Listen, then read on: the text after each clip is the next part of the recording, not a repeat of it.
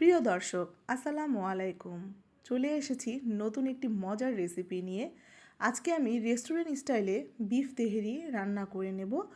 আর এই বিফ তেহেরিটি যখন আপনি বাসার সবার সামনে পরিবেশন করবেন এবং বাহিরে কোনো মেহমানের সামনে আপনি এই তেহেরিটি পরিবেশন করবেন, তখন কেউই বুঝতে পারবে না যে এটি বাসায় তৈরি।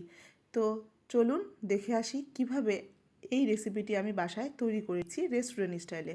আর এই রেসিপিটি কিন্তু যে কোনো ফেস্টিভ্যাল বা ঈদে আমরা যে কোনো অনুষ্ঠানেই আমরা এইভাবে তৈরি করে নিলে অবশ্যই একদম আমরা রেস্টুরেন্টের ফ্লেভার, রেস্টুরেন্ট স্টাইল বা রেস্টুরেন্টের মতোই আমরা এটার স্বাদ পেয়ে থাকবো। তো চলুন, এখানে আমি 1 কেজি পরিমাণ গোশ নিয়ে নিয়েছি, গরুর গোশ। আর আমি এটা ছোটো ছোটো করে কেটে নিয়েছি রেস্টুরেন্ট স্টাইলের মতো। কারণ আমরা তেহরির সবসময় ছোটো ছোটোভাবেই ছোটো করেই আমরা মাংসটাকে কেটে নিই। তো এর জন্য আমি একটি মশলা তৈরি করে নিচ্ছি। এখানে আমি কাজু এবং কাঠবাদাম নিয়ে নিয়েছি, সাথে আমি পেঁয়াজ নিয়ে নিচ্ছি। আর এখানে আমি বেরেস্তা করে রেখেছিলাম, সেই বেরেস্তাটাও আমি কিছুটা পরিমাণ, আপনার 1 মুঠ পরিমাণ নিয়ে নিলাম। পেঁয়াজটাও কিন্তু আমি 1 মুঠ পরিমাণ, 2টি পেঁয়াজ নিয়ে নিয়েছি, 2টি পেঁয়াজ এখানে কেটে নিয়েছি। তো এটাকে আমি সুন্দরভাবে ব্লেন্ড করে নেব।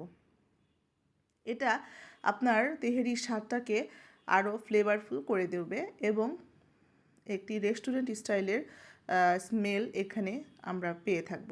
তো এই তো আমার এটা ব্লেন্ড করা হয়ে গেছে। এখন আমি এই গরুর গোশটাকে মেরিনেট করে নেব সকল মশলা দিয়ে। তো এখানে আমি আদা রসুনের পেস্ট দিয়ে দিলাম 2 চা চামচ পরিমাণ, এবং ব্লেন্ড করে রাখা এই পেঁয়াজ, বেরেস্তা এবং বাদামের পেস্টটাও আমি এখানে অ্যাড করে দিচ্ছি। এই মশলাটা এই বিরিয়ানিতে বা তেহেরিতে খুব ভালো একটি ফ্লেভার এবং স্বাদ তৈরি করবে। এখানে আমি 1 চা চামচ ধনিয়ার গুঁড়ো, 1 চা চামচ জিরের গুঁড়ো এবং আধা চা চামচ এখানে আমি গরম মশলার গুঁড়ো দিয়ে দিচ্ছি। এটার মধ্যে কিন্তু সব রকমের গরম মশলা দেওয়া আছে, যেটা আমার ইউটিউব চ্যানেল বা আমার ফেসবুক চ্যানেলেও এই ভিডিওটা দেওয়া আছে। তো এখানে আমি স্বাদ মতো লবণ দিয়ে দিলাম 2 চা চামচ, এবং ঝাল মরিচের গুঁড়ো দিয়ে দিয়েছি 1 চা চামচ, 2 চা চামচ টমেটো কেচাপ এবং মিষ্টি দই, টক দই আমি এটাকে 2 চা চামচ পরিমাণ ইউজ করেছি। এখানে আমি হাফ চা চামচ লেবুর রস দিয়ে দিলাম। আর এখানে আমি গুঁড়ো দুধ দিয়ে দিচ্ছি 2 চা চামচ পরিমাণ। এখানে আমি 1 চা চামচ পরিমাণ গোলাপ জল দিয়ে দিয়েছি এবং 1 চা চামচ পরিমাণ চিনি ইউজ করলাম। আর এই সাদা তেলটি আমি বেরেস্তা ভেজে রেখেছিলাম যেই তেলে, সেই তেলটাই আমি এখানে ইউজ করলাম। আর এখানে কিন্তু আমি তেল 1 কাপ পরিমাণ ইউজ করেছি, কারণ 1 কেজি গোশে 1 কাপ পরিমাণ তেলই আমাদের এই তেহেরিতে যথেষ্ট।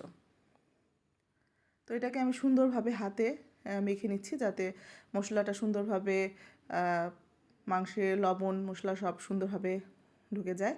তো এটা আধা ঘন্টার জন্য ম্যারিনেট করে নিলাম। আর এখন আমি একটি আলাদা কড়াইয়ে আমি গরম মশলা, 2টি এলাচ, 2টি দারচিনি, 2টি তেজপাতা এবং লবঙ্গ দিয়ে এই ম্যারিনেট করা মাংসটি সুন্দরভাবে কষিয়ে নেব।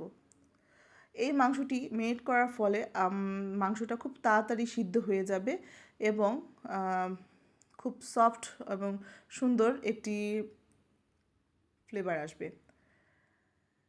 আপনারা ইচ্ছে করলে এটা কষিয়েও রান্না করতে পারেন। তো আমি এখানে মাখিয়ে রান্না করি সব সময়, আমার এটাই খুবই ভালো লাগে।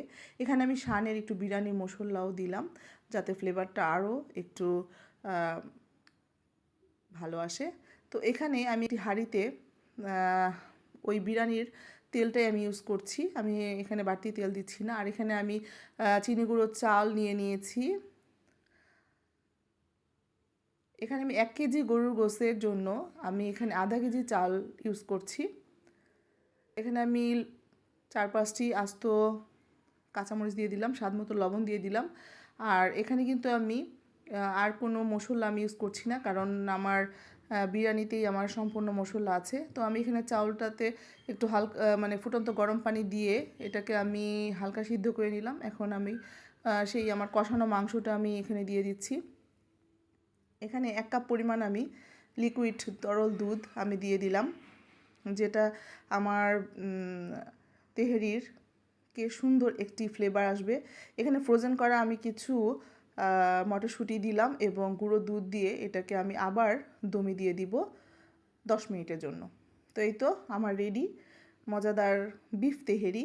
তো এভাবে যদি আপনারা রান্না করে থাকেন বা রান্না করেন, অবশ্যই এটা রেস্টুরেন্টের থেকে কোনো অংশে কম হবে না ইনশাল্লাহ। তো অবশ্যই বাসায় এটা ট্রাই করবেন এবং আমাকে অবশ্যই জানাবেন।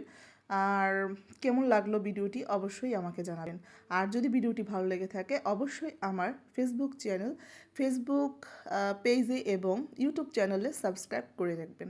ধন্যবাদ।